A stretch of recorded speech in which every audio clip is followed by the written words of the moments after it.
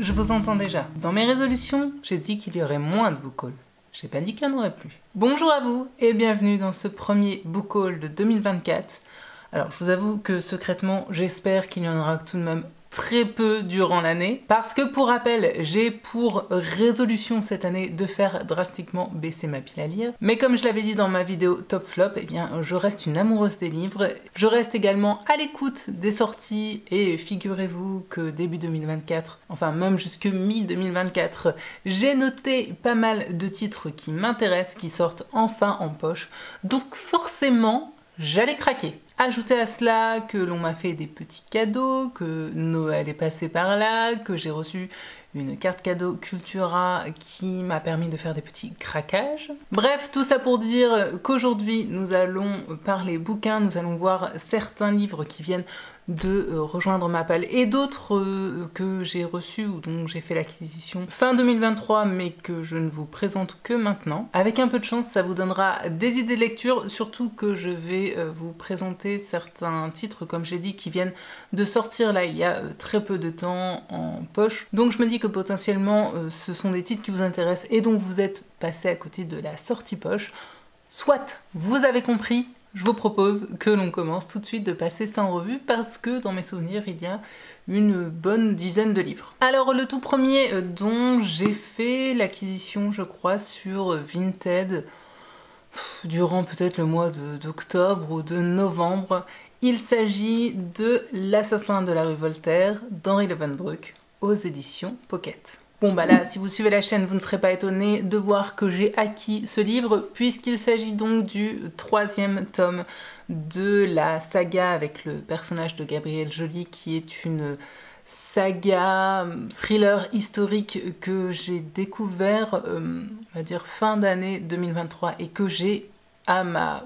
je veux pas dire grande surprise, mais à ma surprise quand même beaucoup aimé. Donc vous vous en doutez, j'ai très hâte de pouvoir découvrir ce tome 3, d'autant plus que l'amoureux l'a déjà lu, lui, et m'a dit que c'était un espèce pour le coup de huis clos qui se passe dans un théâtre. Ça, plus en ayant aussi la fin du tome 2, je me dis que très clairement ça peut carrément le faire avec moi. J'ai déjà aimé les deux premiers tomes, donc je me dis que potentiellement, celui-ci peut peut-être finir en petit coup de cœur. Il est moins gros que les deux précédents tomes, il fait un tout petit peu moins de 500 pages. Donc celui-ci, vous pouvez être sûr qu'il y passe cette année, voire là bientôt en début d'année. Et au cas où vous ne le sauriez pas, cette saga autour du personnage de Gabriel Joly est une saga, comme je l'ai dit, plutôt thriller, policière, puisque il va y avoir des mystères sur lesquels il va falloir faire le jour, qui se déroulent grosso modo durant la période de la Révolution française, puisque dans le tout premier tome, eh bien, le point d'apogée, je dirais, se situe lors de la prise de la Bastille. Comme ça, vous avez tous les éléments. Les trois livres suivants que je vais vous présenter m'ont été très gentiment envoyés par une fidèle abonnée de la chaîne que j'ai bien sûr remercier comme il se doit en privé, mais à qui je voulais une fois de plus ici dire encore un grand merci. Donc vraiment merci à toi Séverine pour ces envois, parce que au-delà du cadeau, au-delà de l'objet livre que tu m'envoies,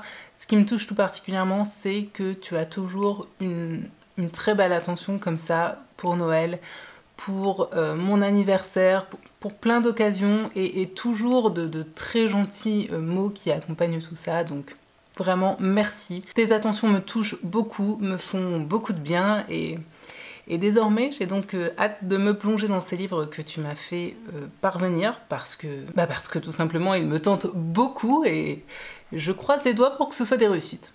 Pour certains, je n'en doute pas trop. Et le tout premier livre qu'elle m'a donc fait parvenir va me permettre lui aussi d'avancer dans une saga, puisqu'il s'agit de Tutura le roi de Sandrone Dazzeri aux éditions Pocket. Et là encore, nous sommes sur un tome 3. Alors pour le précédent, L'Assassin de la rue Voltaire, je sais qu'il s'agit d'une saga et non pas d'une simple trilogie parce que le quatrième tome est prévenu pour 2024. Par contre, pour cette histoire-ci, je vous avoue que je sais pas trop. À l'heure actuelle, il y a 3 tomes de sortie et donc ce troisième tome date déjà d'il y a quelques années, donc j'imagine qu'on se positionne plutôt sur une trilogie. Mais peut-être que je dis une grosse bêtise par manque de connaissances, donc Si c'est le cas, n'hésitez pas à me corriger en commentaire. Ce livre est donc, comme je le disais, le 3e tome de la trilogie autour des personnages de Dante et Colomba. J'avais lu le premier en 2023 aussi, il me semble, qui s'intitule Tutura le père, que j'avais beaucoup aimé. On est sur du thriller roman policier parce que Colomba est une flic, même si dans le premier tome elle est un peu en burn-out chez elle et qu'on vient la chercher par la peau du dos pour enquêter sur une affaire. Bref, on est donc sur du roman policier italien avec donc une flic qui ne va pas très bien et qui va devoir faire équipe avec un mec au passé plus que douloureux, puisqu'on l'apprend très vite, il lui est arrivé quelque chose de vraiment très compliqué lorsqu'il était enfant, et j'avais adoré le premier tome. Ce que j'avais vraiment aimé, c'est ce duo formé donc par Dante et Colomba, et plus particulièrement le personnage de Dante, pour qui j'ai un affect tout particulier. Comme je l'avais dit, un personnage qui est un petit peu dans le même genre que, grosso modo, Holly, dans les romans de King, ou le personnage de Lisbeth Salander dans la saga Millennium. Bref, j'ai déjà le tome 2 en ma possession depuis un certain temps. Il s'intitule Tutur à la Honge, et j'ai donc désormais le 3e tome qui sera, sans aucun doute, également lu. Alors, en 2024 ou pas, ça, je ne sais pas trop, mais ouais, en tout cas, si j'arrive à terminer les 2 derniers tomes en 2024, ce sera une petite fierté personnelle. Là où j'émets quelques doutes, c'est que tous les tomes de cette saga sont des petits pavés. Donc, c'est à voir avec le temps que j'arrive à me dégager et mon organisation personnelle. Séverine m'a également fait parvenir un autre titre qui là est beaucoup plus court, donc qui a beaucoup plus de chances de sortir rapidement de ma pile à lire. Et il s'agit de Quelque part avant l'enfer de Nico Takian, toujours aux éditions Pocket. Bon, alors je vous avoue que je n'ai pas tout bien compris du résumé, mais vous le savez peut-être, c'est quelque chose qui ne me dérange absolument pas. Au contraire d'ailleurs, je préfère me lancer généralement dans des livres sans trop en savoir. De ce que j'ai compris, on va être avec une femme qui va un peu miraculeusement réchapper d'un très grave accident de voiture et qui va continuer à être poursuivie par un homme qui lui aurait promis de la tuer, qu'elle sera la dernière, et qui sème derrière elle des cadavres de femmes. Oh, je sens qu'on va être en présence d'un bon gros spécimen masculin qui n'aime pas particulièrement la jante féminine. Comment l'auteur aura-t-il traité ça? Je ne sais pas. C'est une thématique que j'ai déjà retrouvée dans d'autres de ses romans, je ne vais pas dire lesquels parce que ça pourrait être spoilant, mais il s'agissait en l'occurrence d'un de ses romans que j'ai beaucoup aimé, voire de celui que j'ai préféré de cet auteur. Donc je me dis que s'il réitère ça, ça peut peut-être, là encore, tourner en très bonne lecture. En tout cas, de Nico Takian, je commence déjà à avoir lu pas mal de titres. Tous n'ont pas été des réussites, loin de là. C'est rarement, voire jamais, des énormes coups de cœur, mais ça reste toujours des romans qui se lisent très bien, très page-turner, avec une écriture très abordable et hyper fluide. Donc je sais que lorsque j'aurai envie comme ça d'une histoire qui va rapidement me happer et que je ne vais pas traîner sur des semaines, eh bien je pourrais me tourner sans aucun problème vers ce titre-ci. Et preuve, je pense que Séverine suit la chaîne depuis un bon moment. Elle m'a également fait parvenir Ils sont votre épouvante, vous êtes leur crainte de Thierry Jonquet aux éditions Le Cercle Point. Et si je dis ça, c'est parce que je crois que ça fait vraiment, allez, plus un an, c'est sûr, plus d'un an que je ne vous ai pas parlé de Thierry Jonquet, tout simplement parce que ça fait plus d'un an que je n'en ai pas lu. Or, si vous suivez la chaîne depuis quelques années, vous devez savoir que c'est un auteur que j'aime beaucoup, c'est un de mes auteurs chouchou que jusque-là je lisais très régulièrement et je ne sais pas pourquoi. L'année dernière, j'ai complètement zappé cet auteur alors que j'ai encore beaucoup de titres de lui dans ma pile à lire que j'ai très envie de lire. Donc je suis ravie qu'elle m'ait fait parvenir ce titre parce que ça a été la petite piqûre de rappel qui m'a permis de me dire mais pourquoi j'ai laissé cet auteur de côté?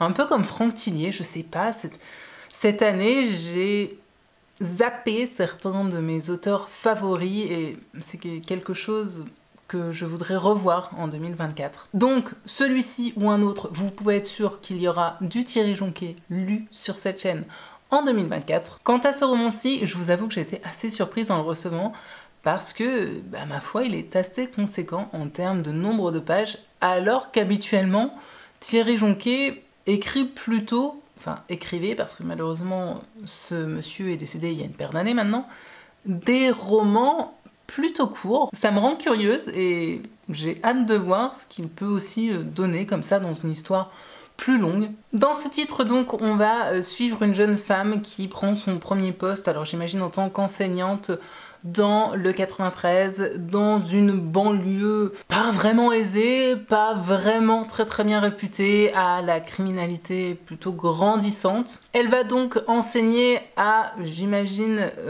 des jeunes qui pour la plupart n'en ont pas grand chose à faire qu'elle soit là, sauf un gamin qui sort du lot, mais pour qui malheureusement une erreur médicale va un peu foutre en l'air toute sa vie. Alors ce livre a été publié je crois début des années 2000, donc j'ai un peu hâte de voir comment il a pu traiter ce sujet qui malheureusement est quand même plutôt encore d'actualité.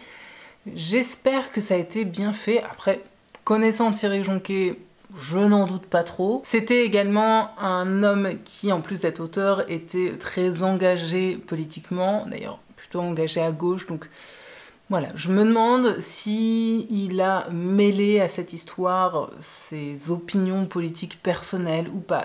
Voilà, je sais pas. Pour le coup, je suis vraiment curieuse de le découvrir parce que la thématique peut être assez touchy et que je trouve qu'on peut rapidement tomber dans des facilités ou certains travers narratifs, scénaristiques, et j'ose espérer qu'il s'en est bien sorti, donc voilà. Il ne me reste plus qu'à le lire et je reviendrai bien sûr vous en parler. Au début de cette vidéo, je vous parlais de sorties poche qui ont lieu là il y a très peu de temps.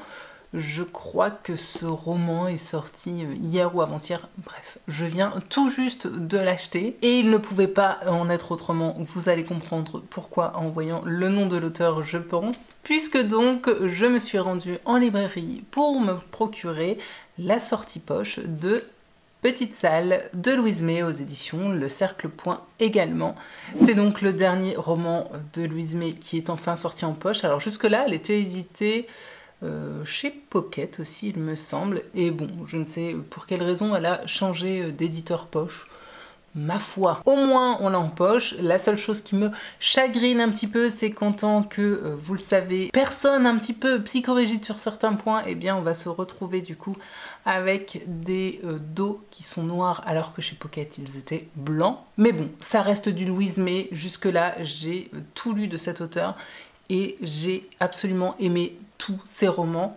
Alors j'ai cru comprendre que celui-ci était un peu différent et qu'il avait peut-être un peu moins remporté une salve d'avis positifs, donc voilà, je redescends un peu la barre des attentes littéraires, mais je peux pas faire autrement que de me dire que c'est une auteure que j'adore, qui jusque-là m'a toujours proposé de très bonnes choses, originales, très bien écrites, très bien traitées, donc forcément je ne peux qu'avoir certaines attentes envers elle, et j'espère que celui-ci sera encore une belle surprise pour ma part. De ce que j'ai compris, donc dans cette histoire, on va suivre principalement deux personnages. Catherine, qui est une femme assez invisible et plutôt maltraitée, qui fait partie des domestiques d'un domaine, ainsi que le propriétaire de ce domaine, qui est pratiquement l'exact opposé de cette femme, dont un jour, malheureusement, la petite fille de 4 ans va disparaître, et ce jour-là, forcément, sa vie va être complètement bouleversée. Il s'avère que la dernière personne qui a vu cette petite fille en vie, eh bien, c'est tout simplement Catherine. Des policiers vont donc enquêter pour savoir ce qu'il est arrivé à cet enfant, et j'imagine qu'on va peut-être se retrouver avec un duel, un affrontement entre Catherine et ce patron peut-être tyrannique. Bon, connaissant l'auteur, j'imagine que ce livre va plutôt défendre la cause des femmes. En tout cas, c'est généralement le cas dans ses romans. Niveau ambiance, contexte, j'ai cru comprendre à la lecture du résumé qu'on va être un petit peu dans le même délire que Frank Buis, c'est-à-dire dans le fin fond de la campagne où les habitants sont extrêmement taiseux. Vous savez, ces grandes étendues de forêt avec beaucoup de brouillard où le premier voisin est à des kilomètres à la ronde. Donc moi, un mélange entre du Louis May avec sa force d'écriture, ses propos assez féministes et une ambiance à la Franck Bouis, bah ma foi, sur le papier, normalement, c'est fait pour carrément me plaire. Et puis celui-là, vous pouvez être sûr, hein, en 2024, il y passe. Il n'y a aucun doute. Lors de ma petite descente chez Cultura, j'ai également fait main basse sur un livre qui me tentait depuis un bon moment parce que là encore, il va me permettre de compléter une saga. Là encore, c'est un de mes auteurs chouchous. Et ce livre, il s'agit de 1991 de Franck Tillier aux éditions Pocket. Alors ce livre est sorti il y a quoi, 1 ou 2 ans je pense maintenant, mais un peu paradoxalement c'est, dans l'ordre chronologique en tout cas, le premier tome des aventures de Franck Charcot. Franck Charcot est donc un personnage de flic qui est vraiment récurrent chez Franck Tillier. Il y a toute une saga avec lui, avec le personnage de Lucie Hennebel. Une saga d'ailleurs que j'ai déjà bien entamée, mais qu'il serait bon de continuer en 2024. J'avais donc vraiment hâte de découvrir ce tout premier opus parce que c'est déjà les prémices de Franck Charcot et également parce qu'on va se retrouver du coup avec un roman policier qui se situe dans une décennie assez lointaine maintenant, hein, ce qui me fait un peu du mal d'ailleurs de dire ça parce que, vous vous en doutez, en 91 j'étais plus que déjà bien née, donc ça ne me rajeunit vraiment pas. Mais du coup une décennie durant laquelle eh bien, on n'avait pas tous ces moyens technologiques d'enquête, de criminalité que l'on a aujourd'hui. Les analyses ADN n'étaient pas aussi poussées, des empreintes non plus, on n'avait pas de téléphone portable, on n'avait pas voilà, de réseau, d'internet, etc. Donc c'est vrai que forcément les enquêtes judiciaires ne se résolvaient pas du tout comme elles peuvent se résoudre aujourd'hui. Donc ouais, ce petit côté retour dans le passé, un peu, pas nostalgique, mais ouais si, un petit peu quand même, le fait de revivre certaines choses que j'ai moi-même pu vivre m'interpelle et m'intrigue pas mal, donc ouais.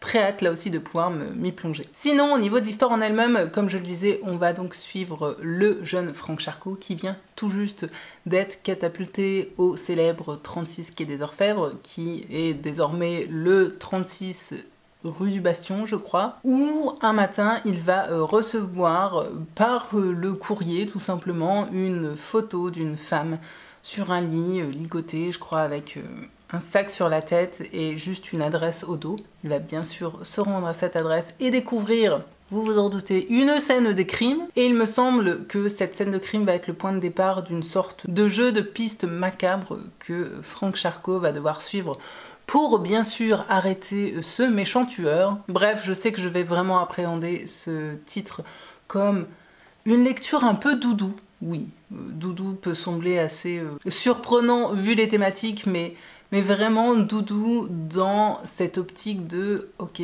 je retourne au début d'un personnage que j'apprécie plutôt bien, avec l'un de mes auteurs chouchous, je sais que l'écriture va très bien passer, dans cette époque que j'ai connue moi enfant, donc ouais, tout ça fait que bizarrement ce titre m'évoque effectivement une lecture doudou. Et étant donné que la carte cadeau Cultura que j'ai reçue était, ma foi, bien conséquente, j'ai clairement pu craquer, et d'ailleurs je sais que je vais pouvoir faire d'autres craquages aussi à l'avenir, ce qui présage d'autres book hauls. Mais ce même jour, je suis donc également repartie avec Le Chant du Silence de Jérôme Laubry, aux éditions Le Livre de Poche. Dans ce titre donc, on va suivre Damien qui revient dans le petit village de pêcheurs de son enfance parce qu'il doit enterrer son père qui s'est jeté du haut de la falaise.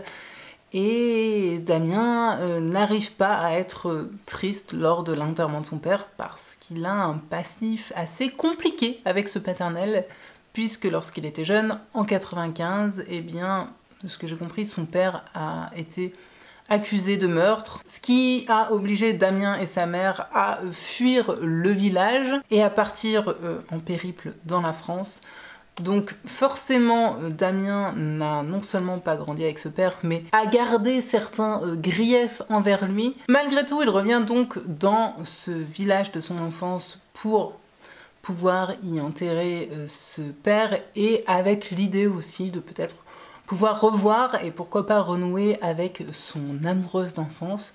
Sauf qu'une fois arrivé sur place, il va peut-être faire certaines découvertes qui vont remettre en question les certitudes qu'il pouvait avoir quant à cette année 1995 durant laquelle sa vie a tout simplement basculé, sa vie et celle de son père. Sachant un petit peu désormais de quoi Jérôme Loubry est capable, parce que j'ai déjà lu 3 titres de lui je pense, je me dis que potentiellement ça peut flairer bon le petit coup de cœur. Jérôme Loubry est quand même spécialisé dans je te sers un roman qui t'entourloupe le cerveau et qui à la fin t'amène une petite révélation comme ça, sortie de nulle part. Alors parfois ça l'a complètement fait avec moi, je pense par exemple à la lecture des Refuges que j'avais beaucoup aimé, et parfois un peu moins. Dans tous les cas, c'est un auteur français que j'ai à cœur de soutenir quand je le peux, donc généralement j'essaye toujours d'acheter ses romans neufs. Et je sais pas, là, le côté en plus, petit village de bord de mer, retour là encore dans le passé, aller fouiller comme ça les vérités établies, généralement c'est quand même des éléments qui dans mes lectures me plaisent plutôt bien. Avec le titre suivant, on va une fois de plus rester dans le fin fond de la campagne française. Mais que voulez-vous, ma foi, je me rends compte que c'est quelque chose que j'apprécie plutôt généralement dans mes lectures. Est-ce le fait que je vienne moi-même de la campagne et que j'habite d'ailleurs plutôt toujours à la campagne ou pas, je ne sais pas, mais c'est vrai que ce sont des ambiances, tout ce qui est récit un peu rural qui généralement me plaisent plutôt bien. Soit donc, toujours chez Cultura, toujours le même jour, je me suis également procuré L'homme peuplé de Franck Bouys, aux éditions, là encore, le livre de poche. Et là encore, si je ne dis pas de bêtises, ce livre vient tout juste de sortir en poche. C'était donc le dernier titre de Franck Bouys. C'est un auteur que j'aime beaucoup, même si ça n'empêche que certains de ses titres se sont déjà retrouvés dans mes flops. Mais je sais pas, il a une plume particulière, une ambiance, un univers qui m'attire, qui me plaît.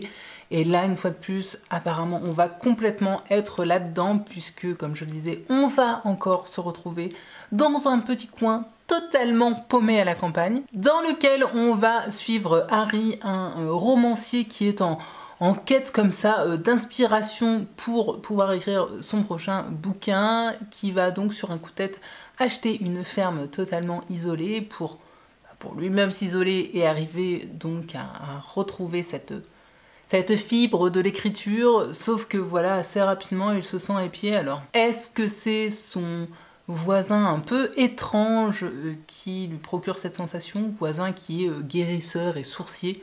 Vous voyez ces gens à la campagne là qui ont cette espèce d'aura un peu mystique. Si vous venez de la campagne, je pense que vous comprenez tout à fait ce que je veux dire. Donc voilà, comme souvent avec Franck Bouys, on va être dans un milieu totalement rural, avec des personnages hyper taiseux, avec un espèce de mystère et de secret qui plane un petit peu comme ça surtout. Alors attention, parce que le côté écrivain reclus qui se met à l'écart et qui se sent un peu épié n'est pas sans me rappeler certaines choses que j'ai pu lire chez King, donc il ne faudrait pas que je fasse un comparatif, parce que Franck Bouys et King, ce ne sont pas du tout les mêmes auteurs, mais je sais que mon cerveau est capable de le faire, et ce qui ne serait pas bien du tout. En tout cas, c'est un roman, ma foi, très court, donc là encore, vous pouvez être certain que celui-ci, il passe en 2024. Non, parce que j'ai d'autres Franck Bouys qui m'attendent dans ma pile à lire, mais me connaissant un petit peu, je risque de faire ma feignasse et de débuter par celui-ci qui est plus court que les autres. Je me rends compte que je suis du genre à aller assez facilement dans les extrêmes, c'est-à-dire dans les romans qui sont très courts et que je me dis je vais lire extrêmement vite, ou dans les gros pavés. C'est vrai que pour les romans un peu entre deux, j'ai des fois un peu plus de mal à les sortir. Soit, c'est donc à nouveau Franck Bouys à découvrir, et croyez-moi, j'en suis ravie. Livre suivant, que je me suis lui également procuré lors de ma ma descente chez Cultura. Il s'agit du, alors je veux pas dire célèbre, mais quand même très connu parce que j'ai l'impression qu'il y a eu un sacré battage médiatique autour. Ceci n'est pas un fait divers de Philippe Besson aux éditions Pocket. Bon, et alors pour le coup, je vous avoue que j'étais quand même ravie d'avoir une carte cadeau parce que voilà, on est sur, je crois, 180 pages à quelque chose comme plus de 8 €. Je vous avoue que ça fait un peu cher la page quand même. Donc ma foi, celui-ci, j'espère vraiment que ça va être une réussite parce que si en plus c'est une grosse bouse, je vous cache pas que j'aurai un peu les nerfs. Mais bon, je n'ai entendu, je pense, que de bons retours sur ce court roman, donc j'ai bon espoir que ça le fasse également avec moi. Pour ce qui est de l'histoire, c'est extrêmement simple à résumer. On va y suivre un frère et une sœur qui sont tous deux adolescents et qui malheureusement ont été témoins du meurtre de leur maman perpétré par leur père. On va donc oui être, j'imagine, en présence des thématiques des violences intrafamiliales et également de ce qu'on appelle féminicide, même si ce terme n'a pas de reconnaissance juridique, donc je dirais de meurtre sur conjoint. Des thématiques fortes, importantes, mais aussi un peu touchy, donc j'ai vraiment hâte de voir comment l'auteur s'est dépatouillé avec ça, d'autant plus que j'ai cru comprendre qu'habituellement ce n'est pas du tout les thématiques que cet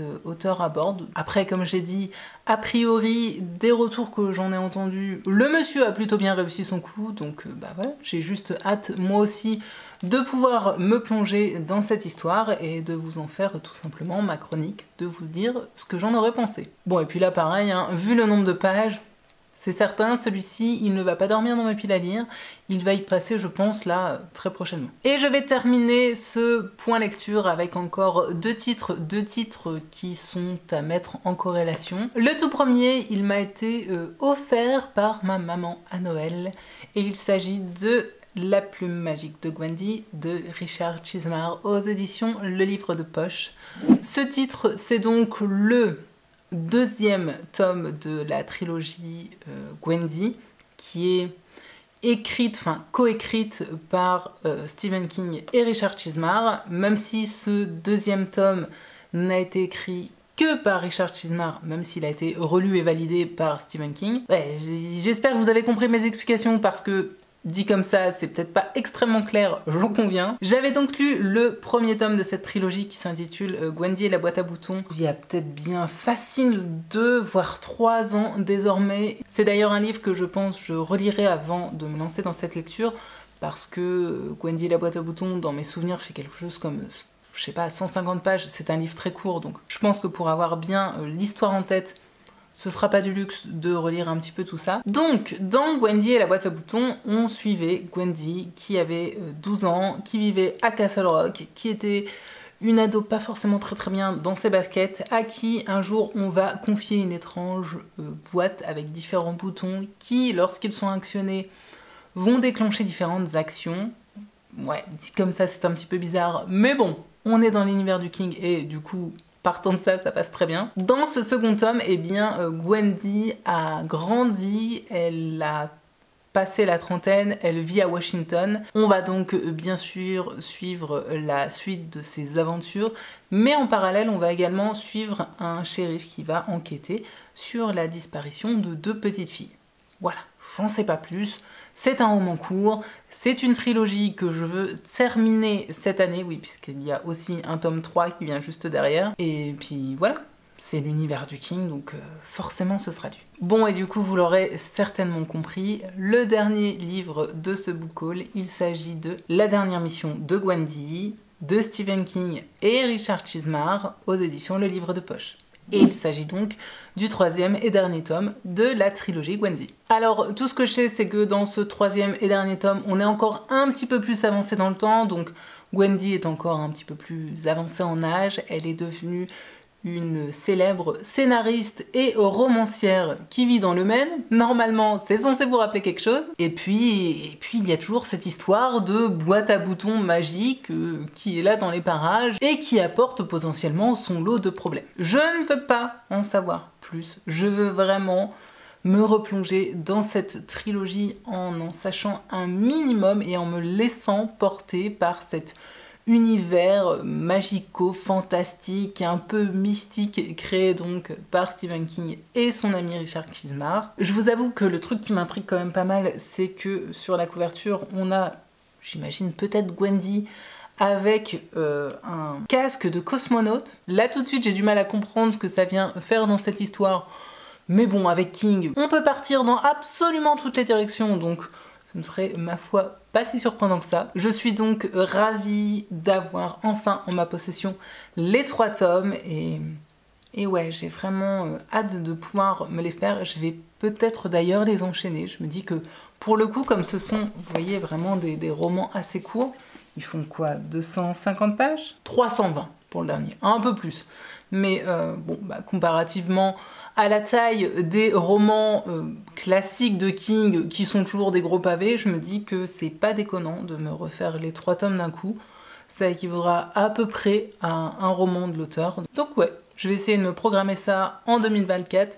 Et du coup de vous en reparler assez rapidement. Bon bah sans surprise, hein, vous l'aurez vu dans ce book haul, j'ai bien sûr fait l'acquisition de pas mal de mes auteurs chouchous, pas mal d'auteurs que je connaissais déjà, parce que comme je l'avais dit dans mes résolutions, c'est vrai que cette année j'ai vraiment envie d'avancer dans la découverte de bibliographies que j'ai déjà entamées de certains auteurs. Alors il y a le Philippe Besson par exemple dans le lot qui est le seul finalement que je n'ai pas encore lu. Mais vous voyez, hein, se dégage quand même de ces achats certaines directives que j'ai prises, c'est-à-dire continuer à lire des auteurs que je connais déjà et bien sûr tenter enfin d'avancer, voire de terminer des sagas. J'espère en tout cas que cette vidéo vous aura plu et vous aura diverti, et peut-être qu'elle vous aura donné des idées, des envies d'achat et surtout de lecture. Parce que ne l'oublions pas, hein, le fait de vous montrer tout ça, c'est surtout pour vous donner des envies de lecture. Et vous pouvez tout à fait vous procurer ces titres en bibliothèque, en médiathèque ou autre. Enfin, pour les gens qui ont la chance d'avoir une chouette bibliothèque